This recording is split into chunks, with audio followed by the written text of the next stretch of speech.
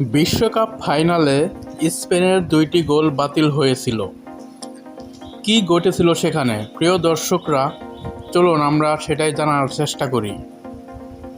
বিশ্বকাপ ফাইনালে আর্জেন্টিনাকে ১-০ গোলে হারিয়ে দ্বিতীয়বারের মতো শিরোপা জিতেছে স্পেন।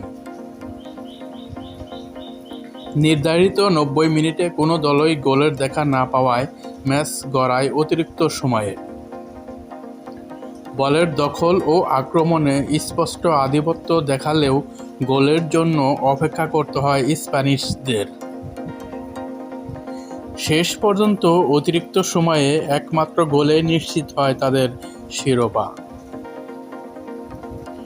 মেটলাইফ স্টেডিয়ামের এই ফাইনালে জয়ের পাশাপাশি আলোচনার কেন্দ্রে চলে এসেছে স্পেনের বাতিল হওয়া ২টি গোল। অতিরিক্ত সময়ের প্রথমার্ধে বড় বিতর্কের জন্ম দেয় নিকো উইলিয়ামসের বাতিল হওয়া গোল। স্পেনের আক্রমণে বল আর্জেন্টিনার বক্সে পৌঁছালে মিকেল মেরিনোর চাপে নিকোলাস ওতামেন্দি পড়ে যান।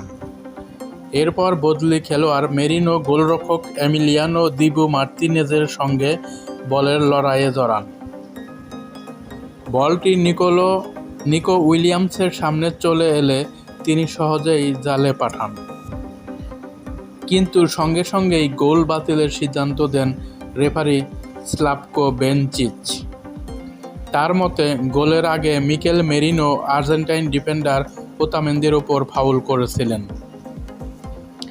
টেলিভিশন রিপ্লেতে দেখা যায় মেরিনোর পা ওতামেন্দির পায়ে স্পর্শ করেছিল।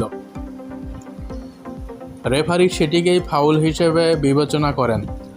তবে স্পেনের খেলোয়াড়দের দাবি, সংস্পর্শটি ছিল খুবই সামান্য এবং ওতামেন্দি সেটিকে অতিরঞ্জিত করেছেন। তাদের মতে, এমন ঘটনায় গোল বাতিল করার মতো পরিস্থিতি ছিল না। এই সিদ্ধান্তে স্প্যানিশ ফুটবলাররা তীব্র অসন্তোষ প্রকাশ করেন। তাদের বিশ্বাস, গোলটি বহাল থাকলে ম্যাচের ভাগ্য অতিরিক্ত সময়ের আগেই নির্ধারিত হয়ে যেতে পারত।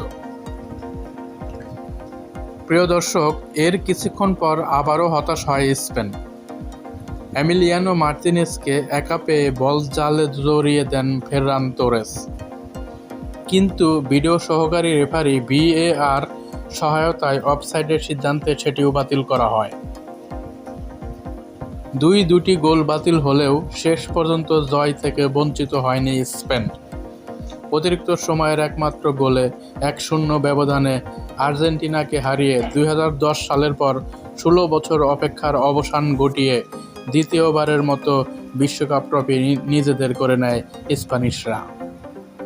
তো দর্শক, এই ছিল সর্বশেষ খেলার আপডেট। সামনে আরও নতুন আপডেট পেতে অবশ্যই চ্যানেলটিকে সাবস্ক্রাইব করে রাখবেন। সবাই ভালো থাকবেন, সুস্থ থাকবেন। আল্লাহ হাফেজ।